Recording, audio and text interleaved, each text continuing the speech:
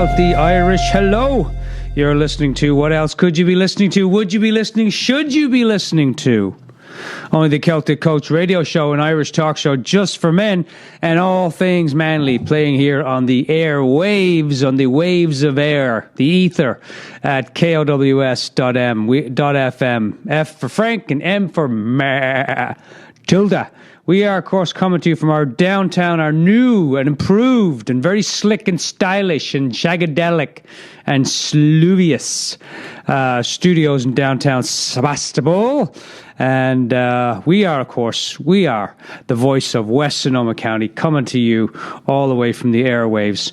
This is KOWS Occidental. All right, welcome everyone. We have got a great show, a manly show for you this week. This show is entitled Getting What You Want. Now, we all want different things, and for me, in order to have a show about what you want specifically, we might be taking a long time with that. But we're going to be talking today two specific things. We're going to talk about the power of failure.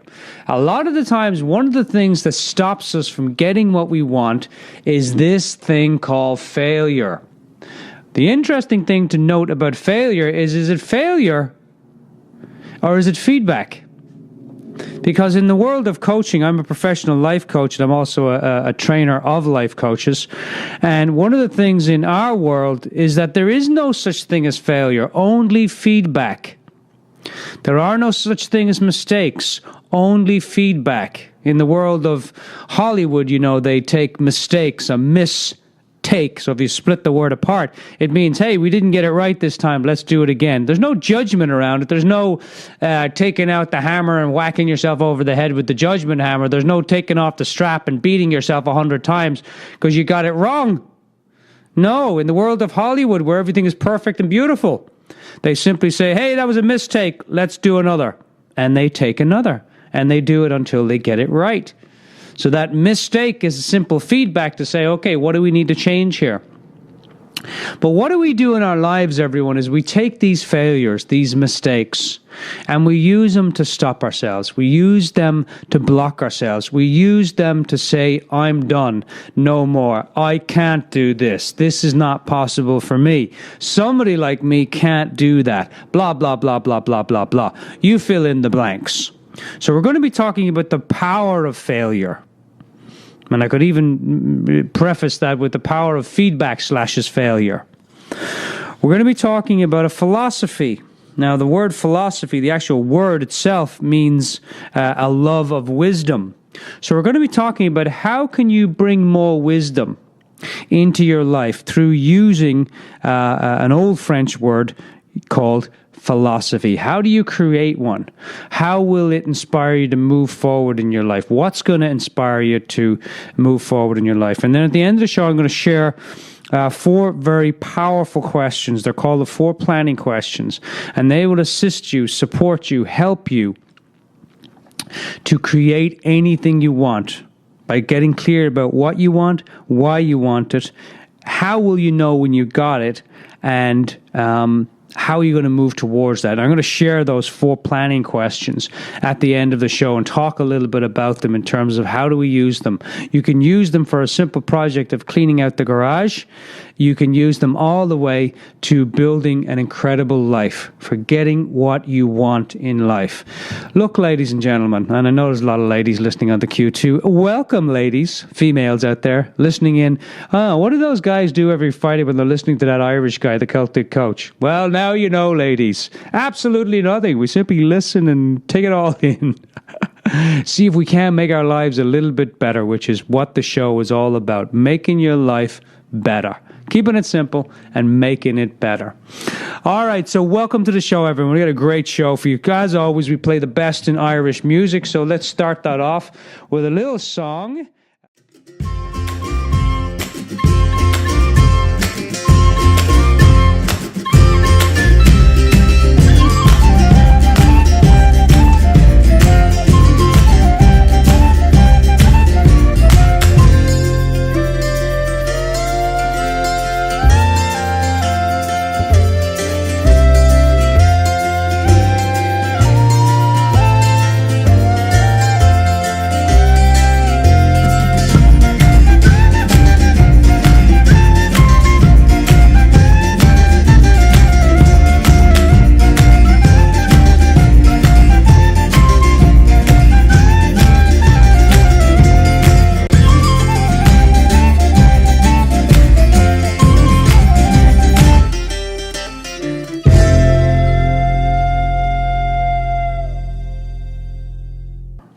All right, welcome to the show, everyone. This is the Celtic Coach radio show, an Irish talk show just for men and all things manly, playing here every Friday on KOWS FM, KOWS .fm if you're on the you want to get to our website, and every Friday 1 to 3 the Celtic Coach. All right, and let's get going here now. Topic of our show this week is all about failure, the power of failure, and what and how to get what you want. How do we get what we want? Using the power of failure as a vehicle to get what we want. Now, you might think to yourself, well, Dermot, the power of failure doesn't seem like a vehicle. It sounds more like a car with no engine, where I'm not going anywhere. You know what I mean? I push it down the hill, it goes for a minute, and then it stops. One of the interesting things, fascinating thing is, take your life, everyone. Take your life for just a moment. Doesn't mean you have to take your life seriously. However, you can be serious about your life at times. And look at it this way. Every one of us in our lives, we have something, a dream. We have a desire. Maybe we don't even have a dream, but we want to in some way make our lives better. It doesn't matter who we are. Everyone on the planet. Now, I haven't talked to all of them, but everyone that I've ever spoken to, and I did a walk across America, a peace walk across America, and I talked to hundreds of people, and they all said the same thing. They all wanted their lives to be a little bit better, whether it was their relationship or their finances or their career or just their life in general. They all wanted to have something that they wanted to make better.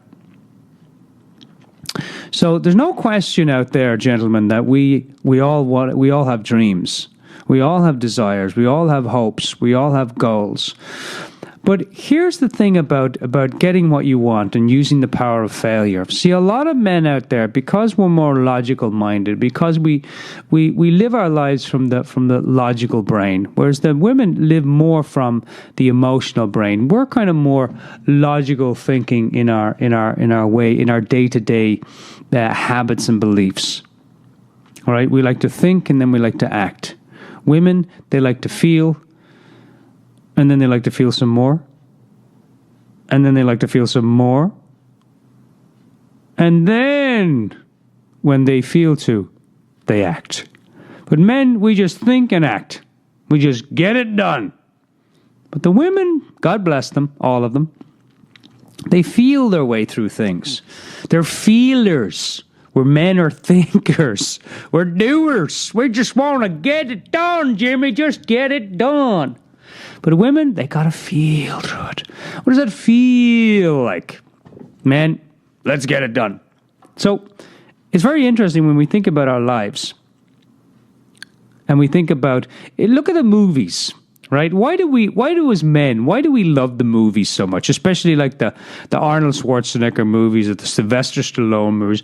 Or the movies where, the hero gets the girl. He fights the battle. At the start, he's all self about self, and he's self in this and self in that, and quite selfish. And he goes off and he has his journey. And at the end of it, he kills the dragon, or slays the dragon, or, whatever, and blows it up with dynamite, and gets the girl and lives happily ever after. Why do we like those movies so much?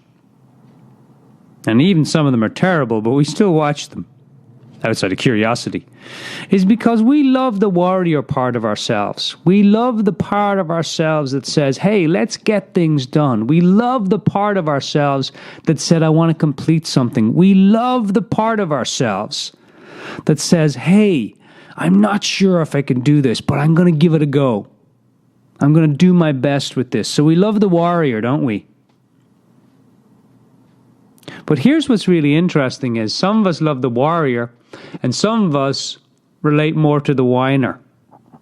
So we have these two parts going on in ourselves, the warrior and the whiner.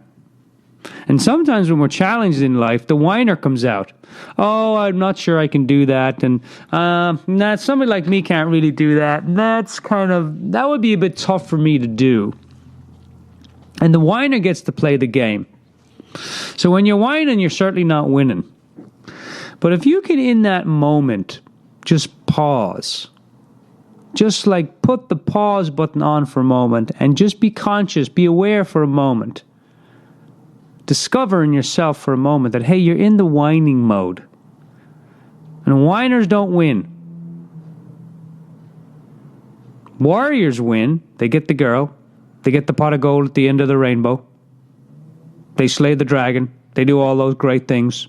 They get to put on the cool clothes. They got a few battle scars. But that's part of being a winner. That's part of being a warrior. So a question you may ask yourself is, when times get tough, what do you do? Do you step into being a whiner? Do you step into being a worrier or a warrior? Very close, worrier. Do you worry about everything, worrier? Or do you warrior? Do you get stuck in and get it done? The interesting thing is that doubt, we have a lot of doubts in our lives. And doubt is okay. There's nothing wrong with doubt. Now, I say there's nothing wrong with doubt. If you're not having doubt, well, then that means you're not pushing the boundaries of what you can do far enough. If you're not having doubt, you're not stretching out of your comfort zone. Because doubt comes when you step out of your comfort zone. You say, can I do this? Is this possible for me to do? Now, a great question that when doubt comes up, or when the feeling of failure comes up, ask yourself this question. So you don't have to figure it out. We love to figure things out. But sometimes, figuring out means being patient and sitting in it. Not an easy thing to do for men. As soon as we get a problem, we want to figure it out. We want to get it done. We want to find a solution and get it done. Ladies, you know what I'm talking about. But the ladies are different. But that's a whole other show. We men, we like to figure it out as quickly as possible and get it done. But sometimes there's a period. Call it a pregnancy period. An incubation period. Right? Where we just need to sit in it. We just need to feel it. Sense it. Put it on like a jacket, experience it, and let it go, and then move forward.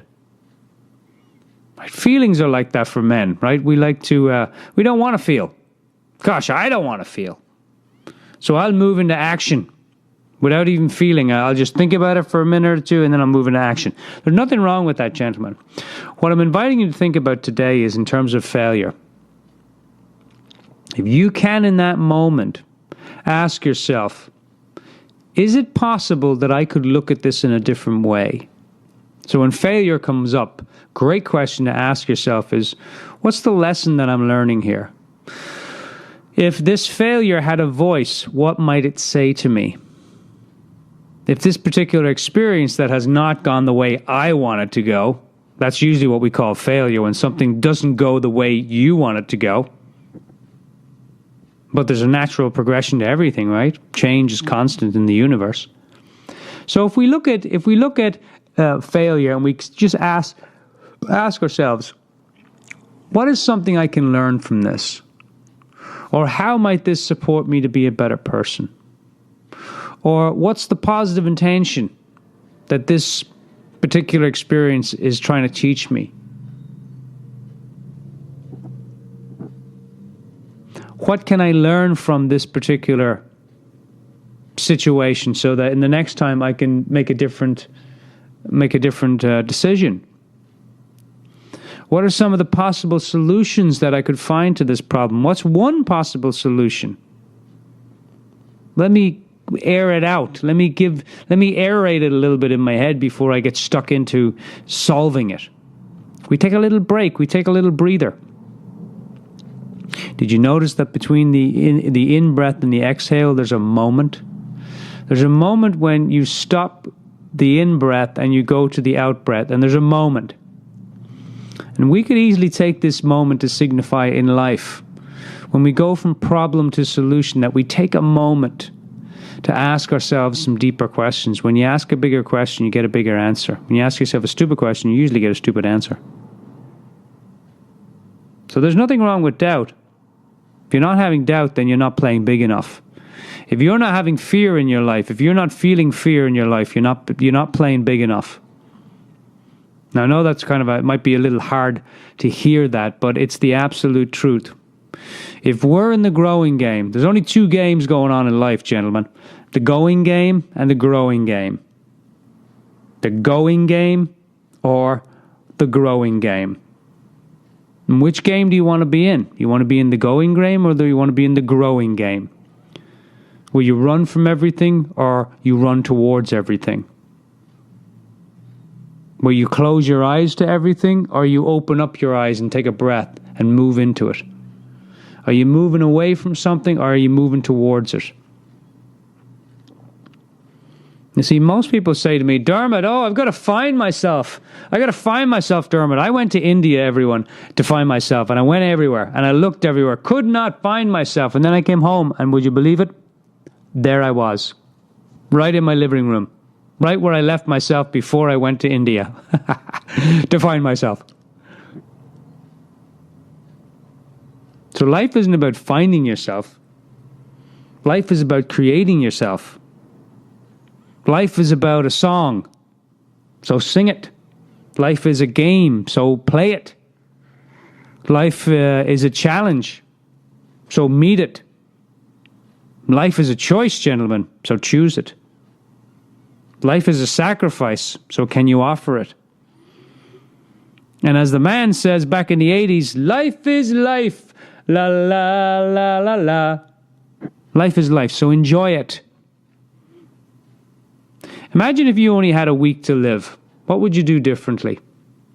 If you had 1 week to live, would you look at all your failures and think, God, I've made so many failures in my life. When I look back at my life, endless amounts of just stuff that, oh my gosh, I don't even want to share on the radio, but endless amounts of things that I failed at. But when I look back in them now, in hindsight, looking at my hiney, insight, sight hiney, height. And, okay, that joke was going nowhere. I know, I realized it about halfway through it. When I look back, I see that there was a purpose to everything, that everything that I did, think about it this way. Did you make the best possible choice that you could make in that moment? When you look back at all the choices that you made, and maybe you cringe at some of them, but did you make the best possible choice in that moment? And the answer has to be yes. So there's no failure. It's only feedback. How can I do it differently? What do I need to adjust here? What do I need to change? How do I need to think about this differently? How do I need to feel about this differently? What do I need to do differently? Who do I need to become to be different? How can I be different in this? What's a different vision that I can hold for myself? What's a different identity that I can hold for myself? What's a different action that I can do? What's a different skill that I now need to learn because I know that this is not working?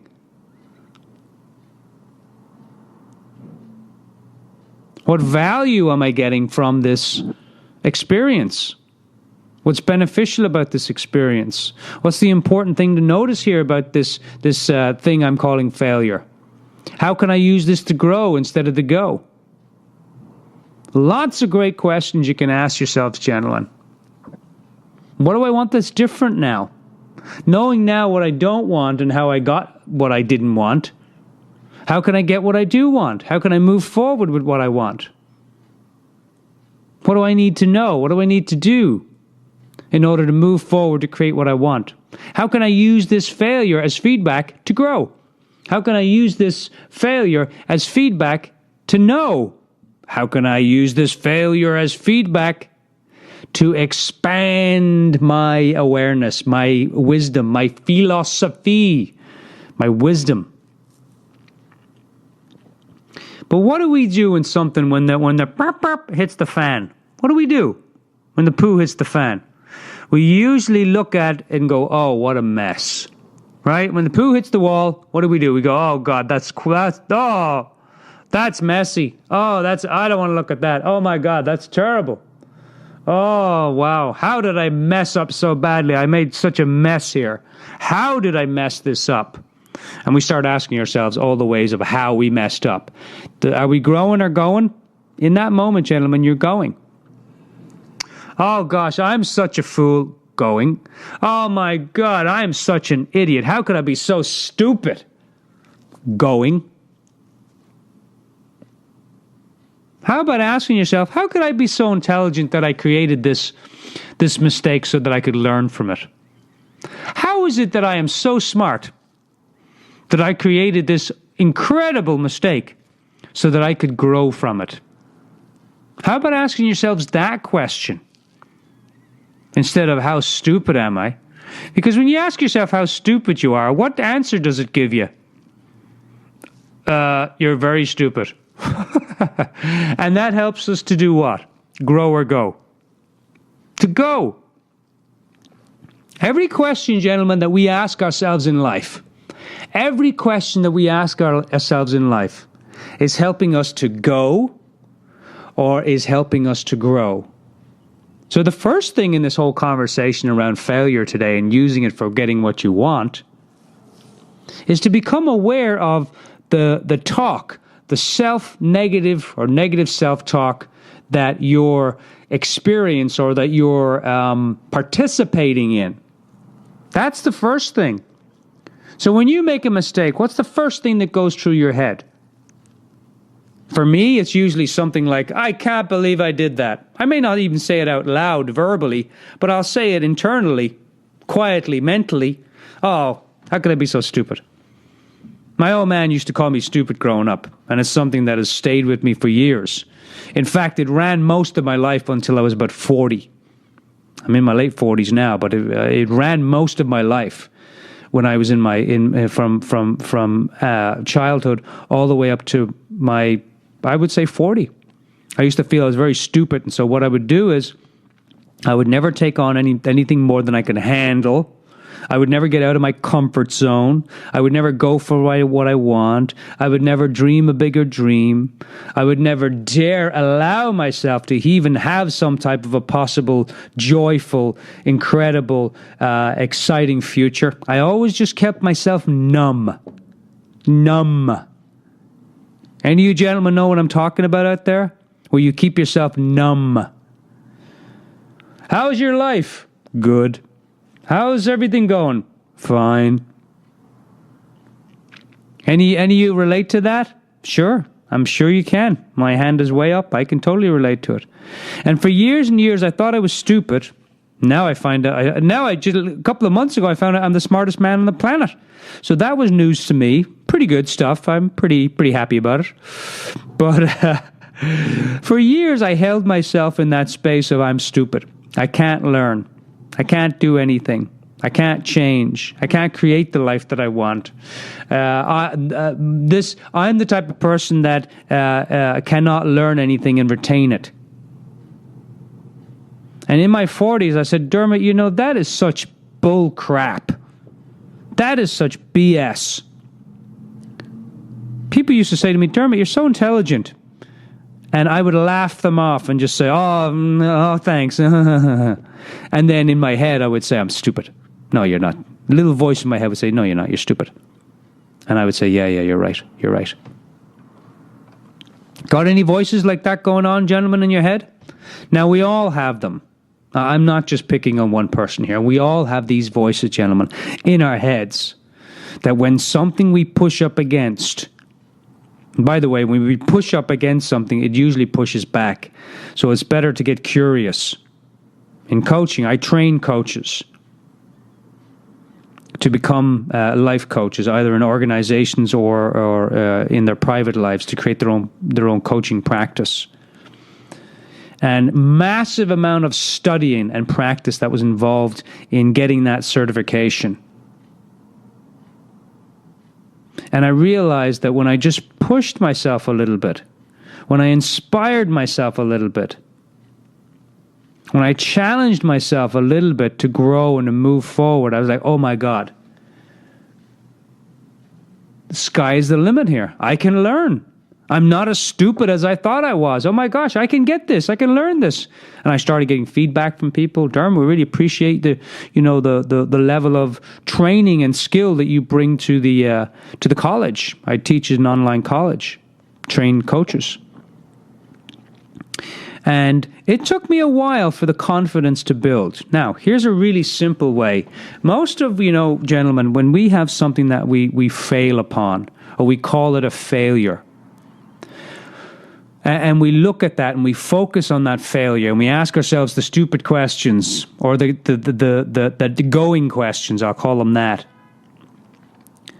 of how did I do this? Oh my God, I can't believe I did this. Good question to ask is, how did this happen? Not how did I do this, but how did this happen? And what can I learn from it?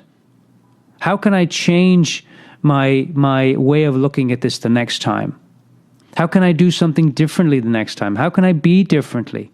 How can I look at this in a vision that would create something different in the future? How is this helping me to grow? But if we're constantly asking ourselves the negative talk questions of, I'm stupid, how did I do this? Next time something happens to you, don't say, how did I do this? An easier way is to say, how did this happen? And what can I learn from it? Or you can forget about even asking, how did it happen? And just say, what can I learn from this that's going to help me to move forward to get what I want? The show today is all about getting what you want.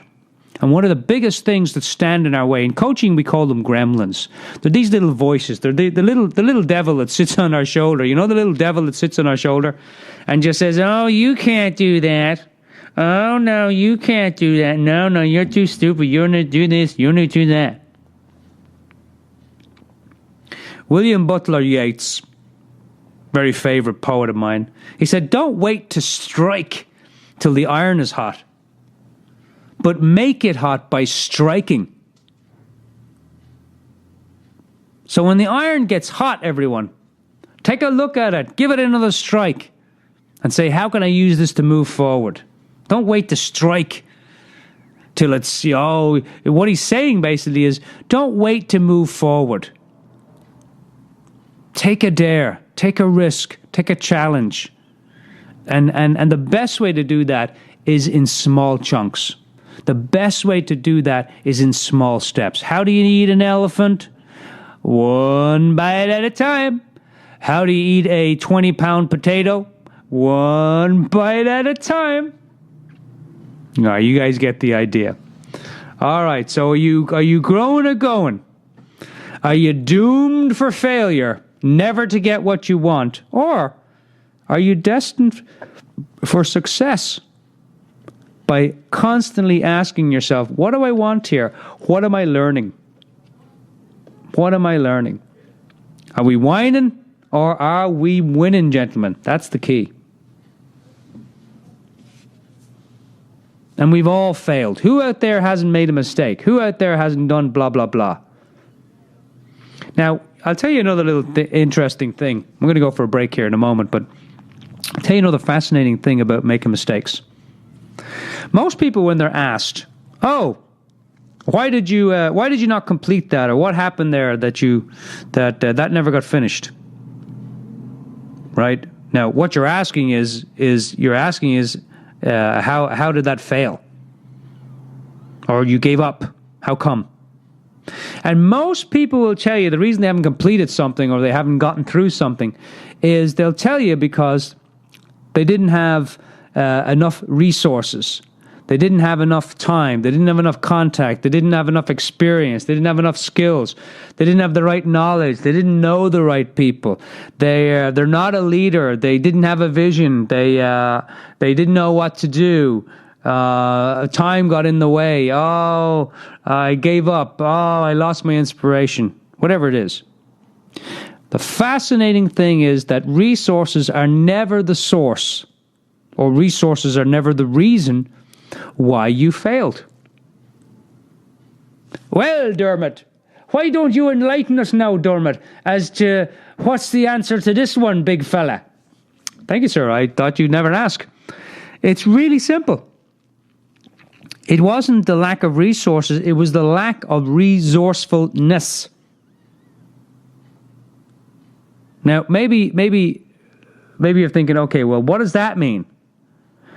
It means that we all have inner resources.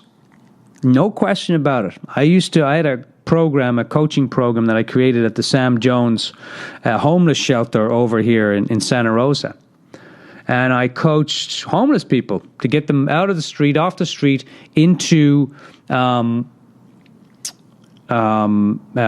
new homes and get them jobs. And they would say to me, "Oh, Dermot, I'm homeless. How can I do anything? I can't do anything. I'm homeless, blah, blah, blah, blah, blah, blah." And what I found out was exactly this, that it's not anything about the homelessness. It's about the lack of resourcefulness.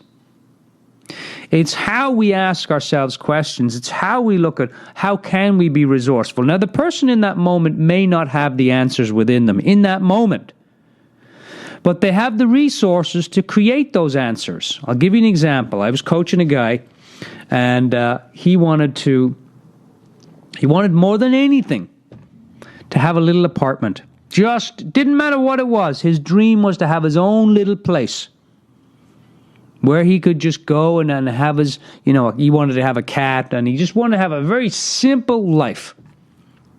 This to him was a big major step.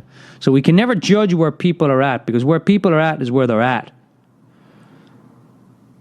And if we can never judge if people are making great decisions or bad decisions, because they'll always make the best decision in that moment. It doesn't matter what the outcome or result for those lads or lassies was.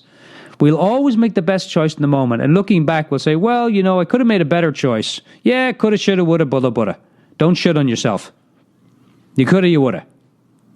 We made the best choice in that moment. Deal with it. Get on with it. And I coached this guy, and after he told me the story of, he's homeless and blah, blah, blah, told me his big tragic story, I found out, I started asking him some questions that allowed him, that supported him, that helped him to become a little more resourceful. And he started getting all these ideas, resourceful ideas, and connections and contacts and different things. And by the end of 3 months of coaching, he had gotten himself a place, and he'd gotten himself as a job as a security guard. And that was resourcefulness. That was not skill. That was not time. That was not contacts. That was not resources. That was not knowledge or skill or anything like that. It's simply resourcefulness. And we can all be resourceful. Ask yourself the question, the next time a failure comes up or a mistake comes up or something, is you come up against a wall and you're not sure what to do, take a step back from the wall and look at the wall. But normally what do? When we come up against a wall, we go, why is this wall here? I can't believe. Who put this wall here? I can't believe this wall is here. How am I supposed to get past this wall now? Oh, I'm not the kind of person that can do that. Hello? Forget all that, gentlemen. Forget all that. Ask yourself some deeper questions. Can I take a step back and can I look at this wall? And can I choose to decide? Or can I decide to choose a way around the wall? Just suppose for a moment that I could find a solution to this problem. What might one possible solution be? There's one way of thinking about it. Just suppose I could climb over this wall and see what's on the other side. What's on the other side? What I want is on the other side. Okay, there's inspiration. Just suppose I could take a stick of dynamite and blow this wall up. What would be on the other side of the wall? Just suppose I know someone who could help me to scale this wall, to move around this wall, to go through this wall, to go under this wall, to go over this wall. Who could I contact that may help me to move past this obstacle? What do I already know? What's one way that I already know how I can move past this obstacle? How can I use this obstacle, this wall, this challenge, this block, this failure? How can I use it to create a different path for myself? How can I use it to learn something new? What's one small way that I could take a different route. Because what do we do in lives, gentlemen? What do we do in lives? In lives, it's really crazy we do this.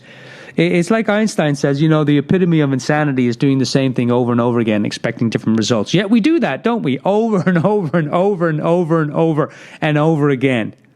We do that very same thing, don't we? There's nothing that we can't have, gentlemen. Here's the key on failure versus success. Failure is just the spotlight that says, hey, do something different. Try something different. Do it a little differently than you're doing it. That's all failure is saying. It's not saying stop and go home and stick your head in the mud and cry like a baby. It's saying, can you do something different? Most of the times, gentlemen, the reason we don't have what we want is because we give ourselves a way out. Now, I know that's hard to hear, and I've had many experiences in my own life of this exact same thing. For years and years and years, I wanted to play the guitar. Years! 20 years I owned a guitar. Looked at it every day. And I kept saying to myself, I'll never be able to learn the guitar. Not possible. And then one day I said to myself, but what if it was possible? Great question to ask yourself. That's not possible for me. But just suppose that it was possible. How could I begin? How could I just a little baby steps to begin? How do you eat a 20-pound potato? One bite at a time. You see, 80% of success is actually psychology. 20% is the mechanics. But 80% of success, gentlemen, is psychology. It's all in your head. You've heard it, right? It's all in your head. It's nowhere else. It's all in your head. Yes, I know, Dermot, it's all in my head. Where else would it be?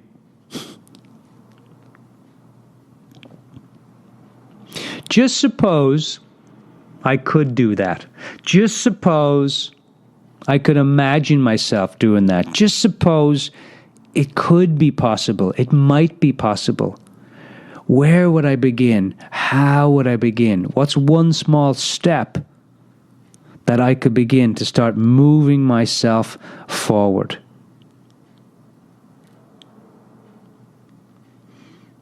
When I coach men and they say, Dermot, my business is not going well, I say to them, what do you think the reason your business is not going well? Oh, because, Dermot, I'm married, I have kids, I don't have the time to invest in my business, and, the staff, they're a pain in my butt. They never do what I tell them to do. All the decisions that I make are not backed up, blah, blah, blah, blah. Give me this whole story. And I say, there's a chokehold on your business. And the client says, yeah, that's what I've been telling you, Dermot. That's what I've been telling you. And I say, the chokehold is you. And then there's a silent, gasping, unbelievable pause. And the client says, what do you mean? And I said, the chokehold on your business is you. The chokehold on your life is you.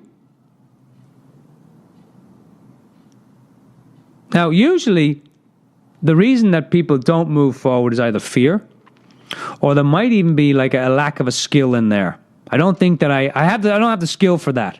Yeah, but you have the resources to get online and find out how to get the ability.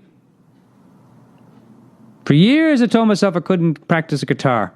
It wasn't possible for someone like me. And then one day the thought came to me, imagine, Dermot, if it were possible. What would you do? And then I started talking to myself. I said, I'd take out the guitar and I'd just spend 5 minutes every day playing 1 or 2 chords. I could learn 1 or 2 chords. And then I did that for a couple of weeks. And I said, well, what else now might be possible, Dermot? Great question to ask. Just suppose it was possible. Then the second question, when you get some motion, emotion is energy in motion. The second question to ask yourself is, what else might be possible? And then I said, well, I could take a guitar lesson, And so I went out and I took some guitar lessons. And I went back and forth. I was canceling them. I was going to them. I was canceling them. I was going to them. Messing around. Realized, Dermot, here you are again. The only chokehold on learning guitar is you. It's not time. It's not resources. Not knowledge. It's not people. It's not contacts. It's not other leaders. It's not knowledge or skill. It's you. It's the story you keep telling yourself, Dermot, that you can't do this. Just suppose you could. The next time you say, gentlemen, that you can't do something, ask yourself this question. It'll baffle the hell out of your brain. I can't do that. Well, just for a moment, suppose that you could. Just for a moment, act as if you could. Just for a moment, imagine that you could do something. Something. Not create a new world, but something you could do. What might that be?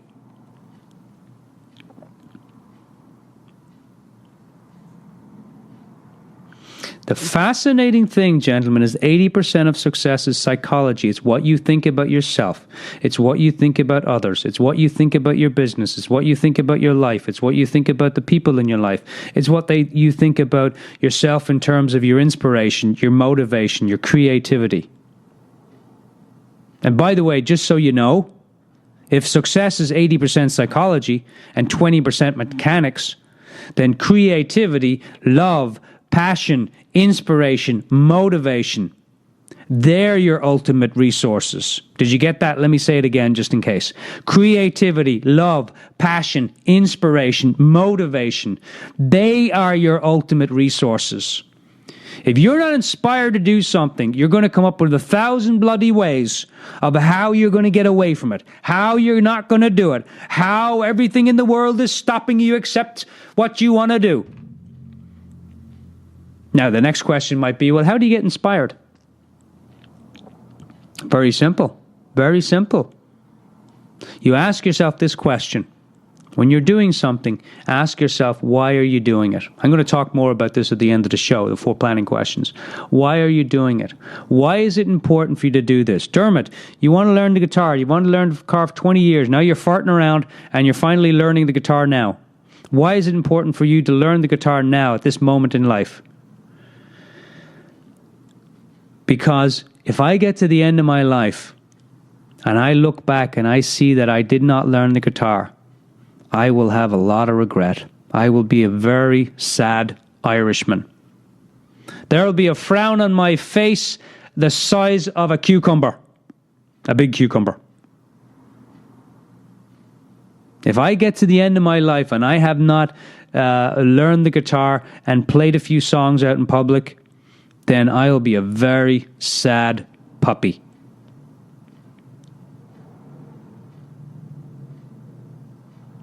Why do you want what you want, gentlemen? Why is it important for you to have that? Why is it beneficial for you to have that? What value will that bring to your life? How will that benefit your life? How will it benefit others? How will it benefit your kids, your family, your wife, your community, the planet? Don't wait for tomorrow. Tomorrow may never come. We don't know when we're going to go. We don't know when the plug's going to be pulled. We don't know when the carpet's going to be pulled from under us. We don't know. We could go, you know what? There was about 1 million people yesterday that said, good night, honey. I'll see you in the morning. And they didn't. They never woke up. So don't wait until mañana. Because mañana for a lot of people does not come, and that's every day.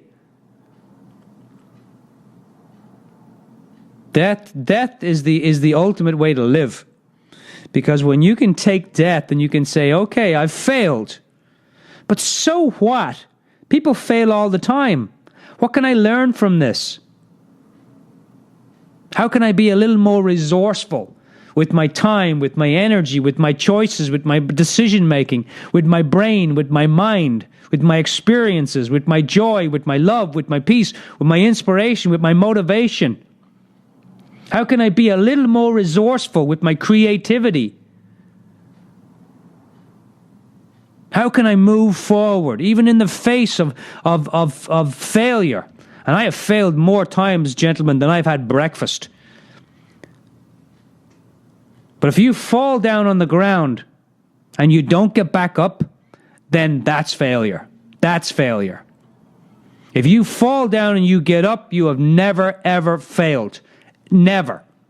But if you fall down on the ground and you never get your butt up off the ground, you never get your arse up off the ground, then you have failed. No question about it.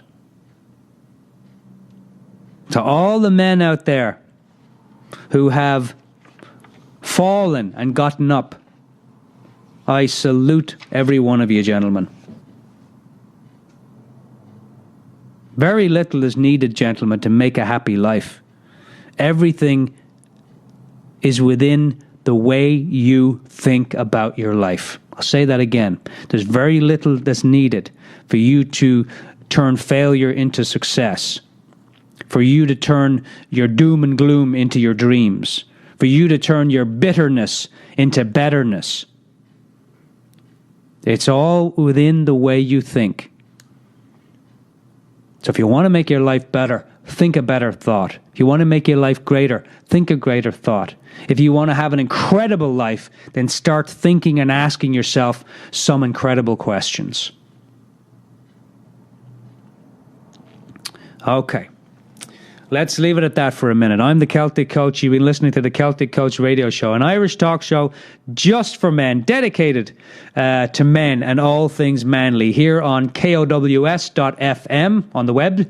And we are here every Friday from 1 to 3. I'm the Celtic Coach.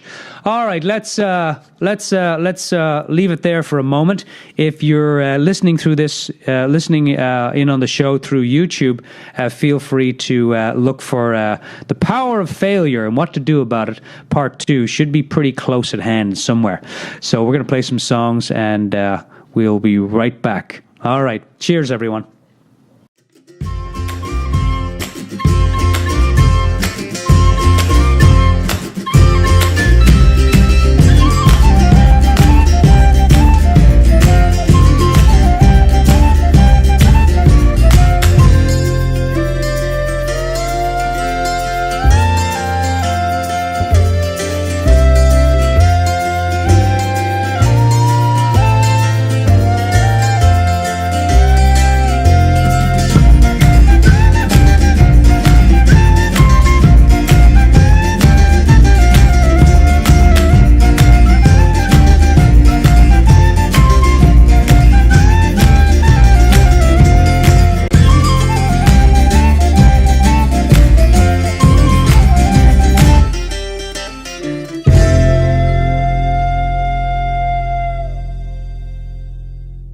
What are we talking about today? We're talking about failure.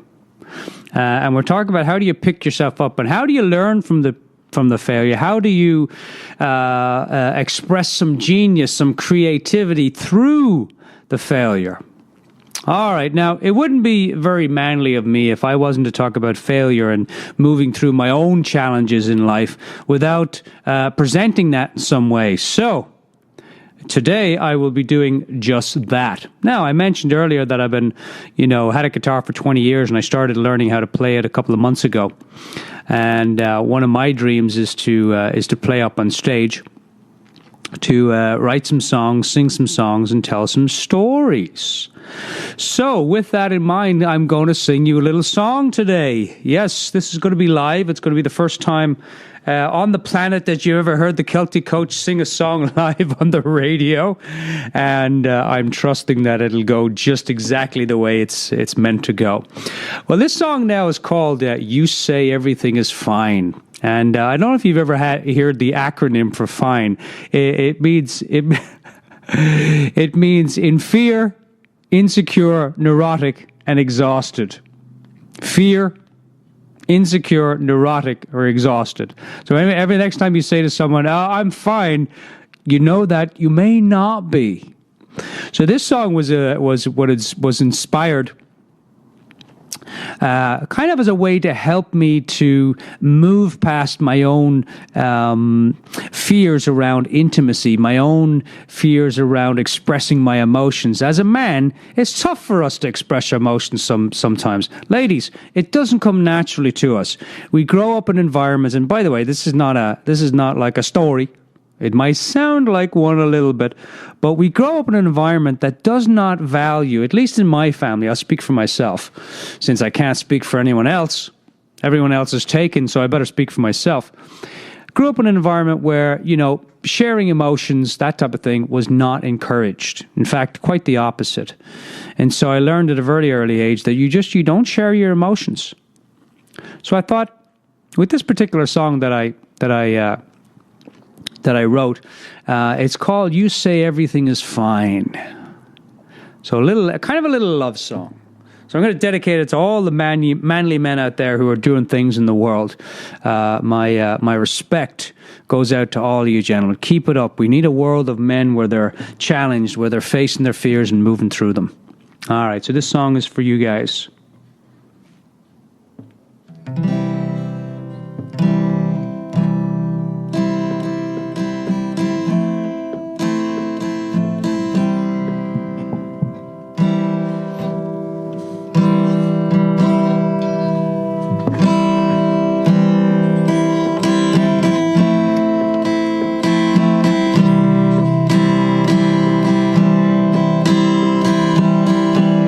You say everything is fine. You say it's the sign of the times.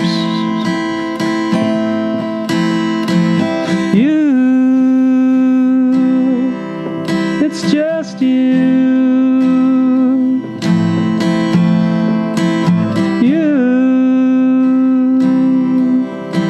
Just you. You say everything is fine. You say it's the sign of the time.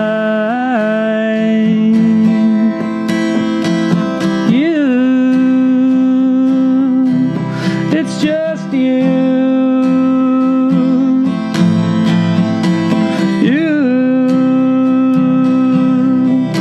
Just you. You feel the wind and the breeze. I feel your love with such ease. You care more than you should.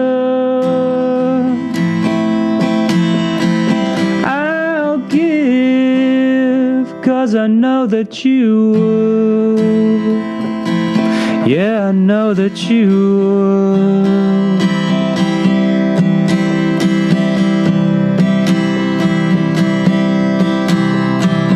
You say everything is fine. You say it's the sign of the time.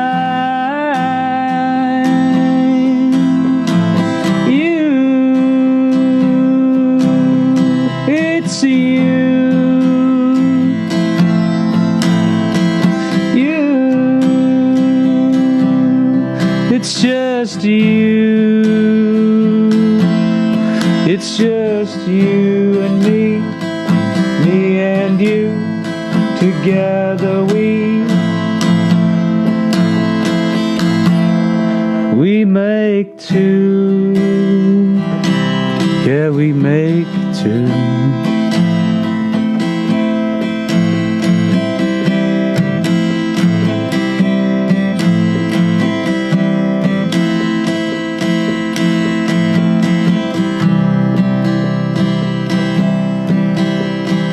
Hush now, baby, don't say a word. I'm gonna buy you a mockingbird. If that mockingbird don't ever sing,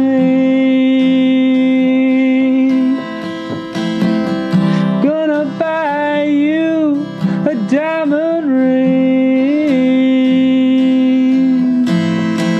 If that diamond ring should turn brass,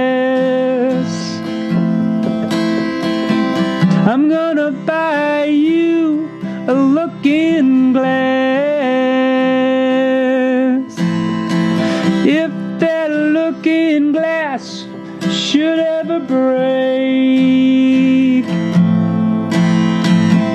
I'm gonna buy you a chocolate cake. Yeah, chocolate cake. A chocolate cake. Yeah, chocolate, you say everything is fine.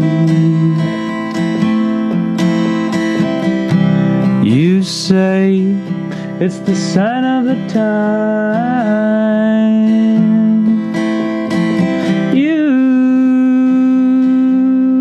I love you.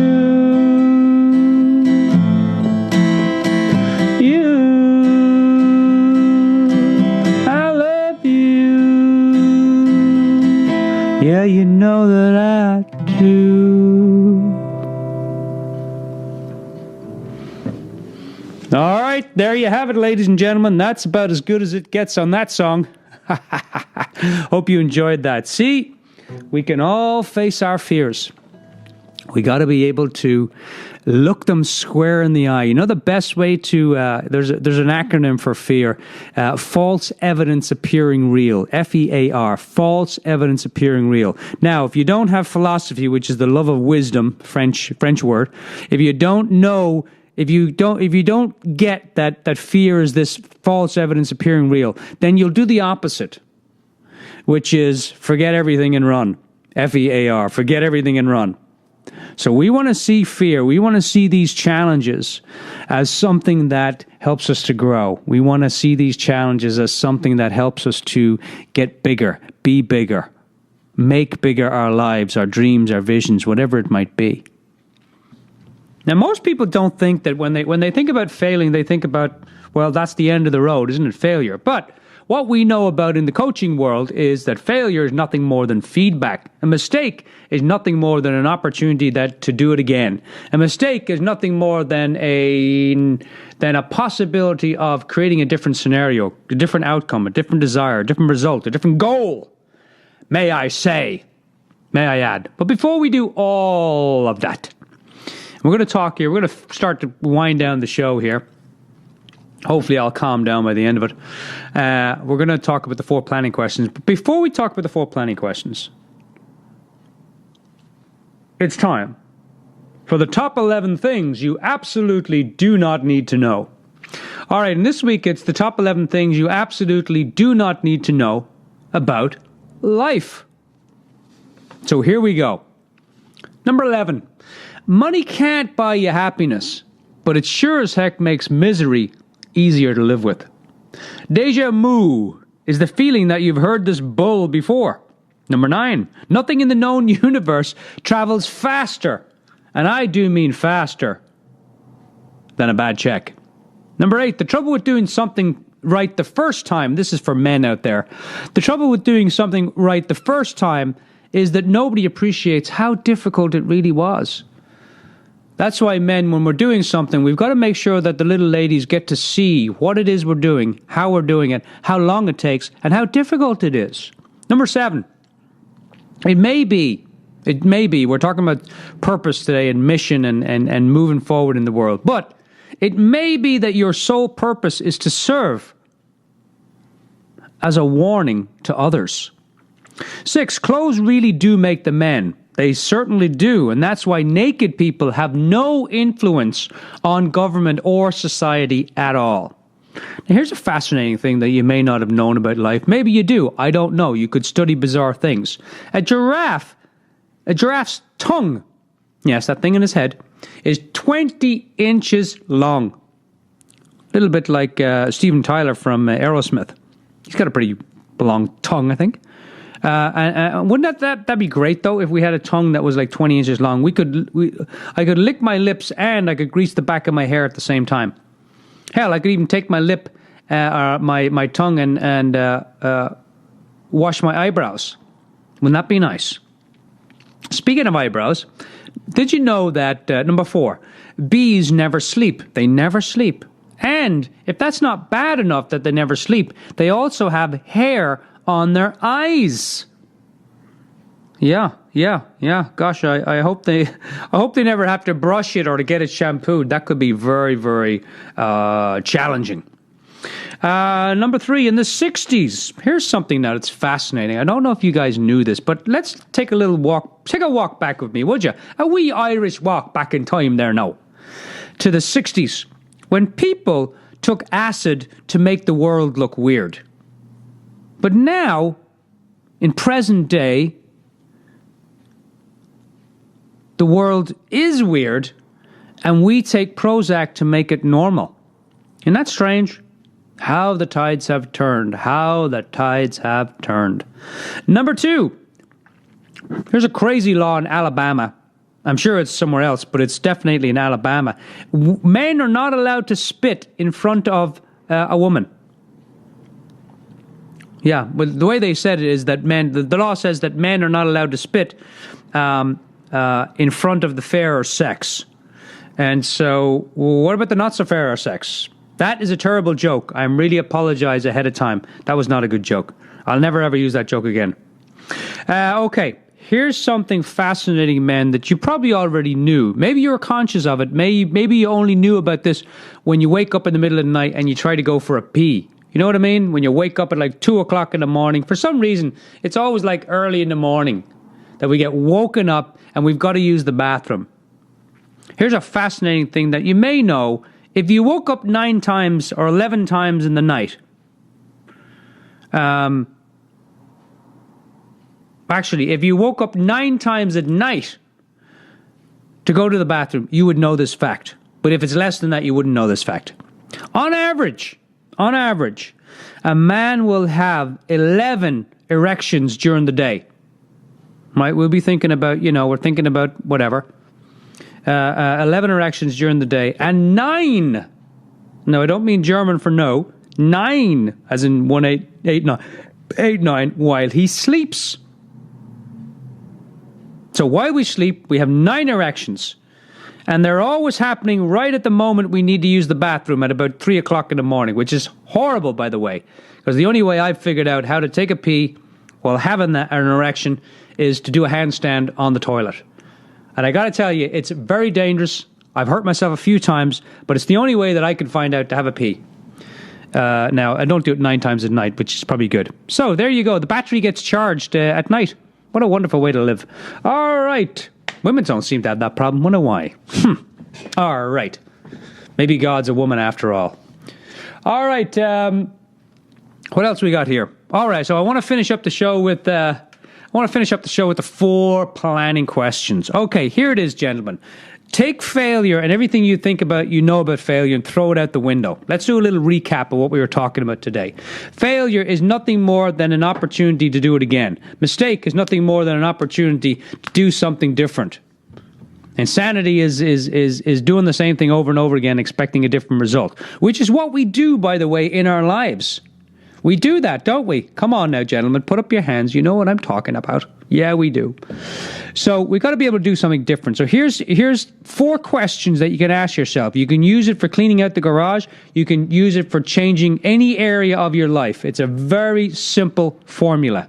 It's called the 4 planning questions. They're used in coaching a lot. And I use them a lot in my life.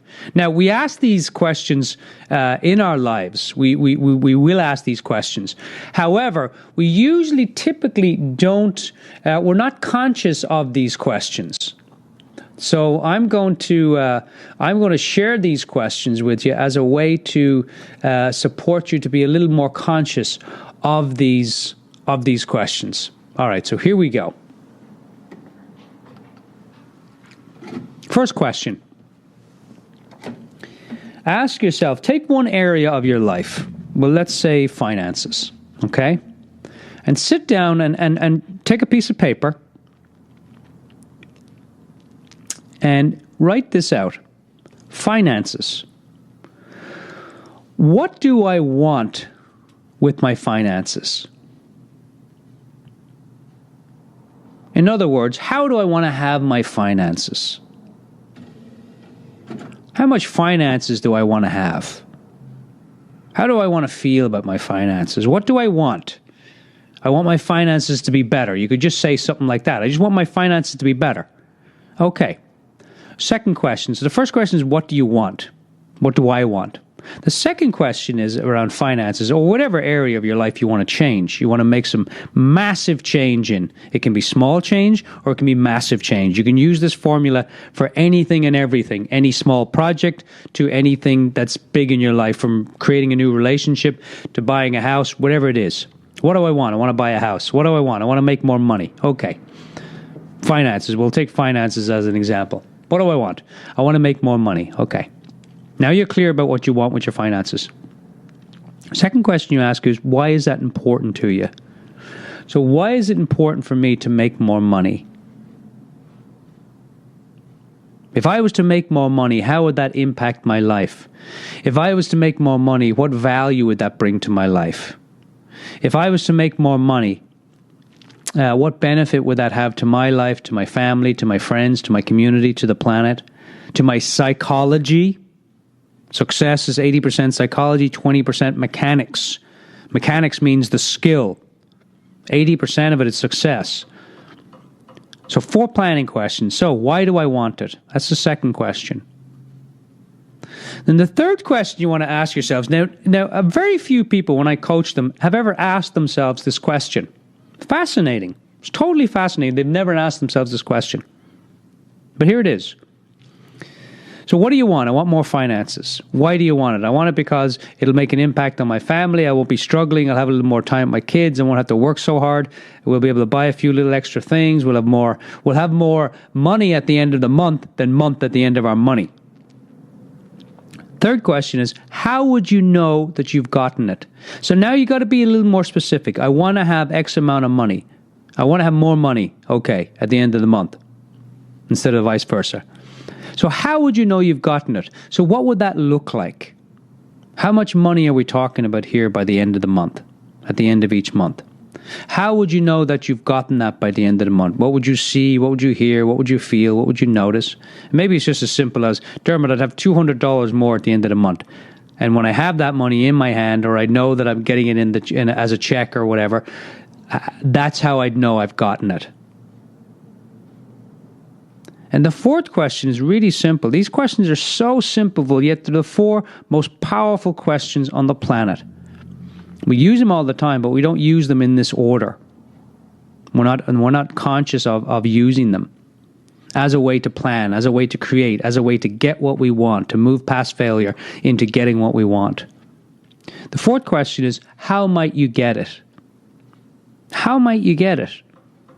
So how might I go around doing that? So you might say, oh, I don't know, Dermot. Just suppose you did know. Just suppose you did know one small way to make more money. Oh, I don't. I've tried everything. No, you haven't tried everything. If you've tried everything, you would be making more money right now. Well, I've tried 1,000 things. Okay, name them. Well, I've tried like 12 or 20 things. Name them. Well, I've tried these 2 things that they don't seem to work. Uh-huh. Right.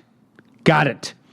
So, how might you get it? So, what's one way that you could start to think about having more money, creating more money? Maybe you look at your bills every month and you decide, you know what, we don't need to buy this, we don't need to have this Netflix, or we don't need to have this Amazon Prime, or we don't need to have, whatever we're paying extra for. There's $20, $30. Look at my budget. Maybe you don't even have a budget. I don't have a budget, Dermot.